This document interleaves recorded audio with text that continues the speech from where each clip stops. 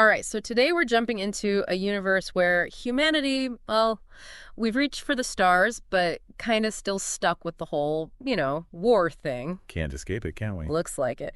And Relativity War by Don Firesmith, this excerpt you've brought in, it throws us right into the action. No messing around, straight into a full-blown interstellar war. Humanity versus the Covenant. Yeah, and the Covenant, they're like all about religious zealotry, right? Trying to impose their beliefs on everyone else. Not cool. So, we meet James, our main guy. Feels more at home piloting a colony ship, not a warship. Definitely a case of wrong place, wrong time for him. And then there's Lindy, his co-pilot. This is where it gets interesting. A whole other level. She was human once, but now she's a disembodied brain, part of the warship itself. Can you imagine the trust that takes?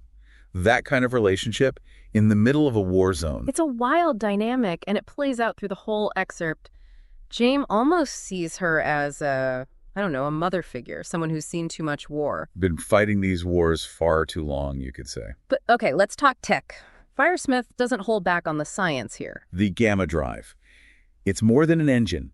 It is the weapon. They're using asteroids as fuel. Converting them directly into energy. That's where the science comes in. EMC2. Einstein's equation, front and center. See, I like to think I've got a handle on my science fiction, but how does that equation, actually become a weapon? One that can cause interstellar destruction. Okay, so the core concept is that mass and energy, they're interchangeable. Theoretically, if you could fully convert even a tiny bit of matter into pure energy, boom, astronomical power. And they're talking asteroids here. That's not tiny. Exactly. Firesmith describes the destruction from the planet's view, and it is not pretty. This intense light, heat, just instant devastation. Yeah. Makes you really think about the kind of power we're talking about. It's wild to think about, right? We can talk about the physics and all that, but Firesmith puts you right there, on the ground. And the way he describes the gamma rays hitting matter, it's not just an explosion, it's like disintegration on a tiny level. Subatomic. Just gone. Everything. Vaporized. Instantly. And you feel for the people on that planet. Even though, A is war, but still. That kind of power, it makes you think twice. And that's what's so important about this kind of science fiction. Yeah, we don't have gamma drives yet. But look at the world around us. We've got some pretty scary weapons already. Right. It's not so far-fetched, the destruction Firesmith's describing. Look at what happened in Hiroshima, Nagasaki. Different tech, sure. But still, that level of devastation makes you think. Exactly. It's a reminder. This capacity for destruction, it's not some future problem. It's here, now. True. But, okay, back to James for a sec.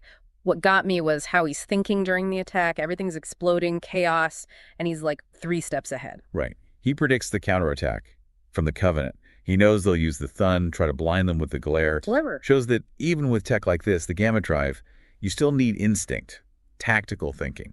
And he uses the asteroid, their fuel source, as a shield. How to protect themselves. Smart move, especially since they can't just keep firing that thing forever, right? Firesmith makes that clear. Even interstellar war, you need logistics. You only have so much asteroid to go around. Limited resources.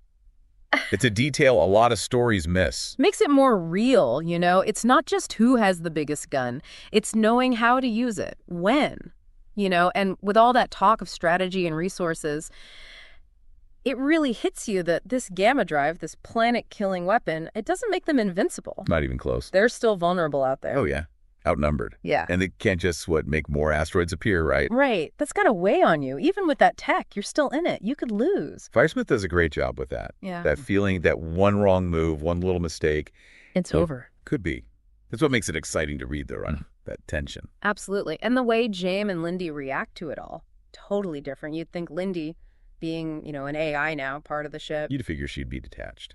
Cold. Exactly. But no, James is the one left shaken, haunted by what he's done, what he's seen, and Lindy, it's like she finds peace in the victory. It's a curious thing, isn't it? Does war, if you experience it like that through sensors, data, does it change you differently compared to someone like James or us? Yeah, it makes you think. Is that just because she is the ship now? Or is that just, part of what happens in war?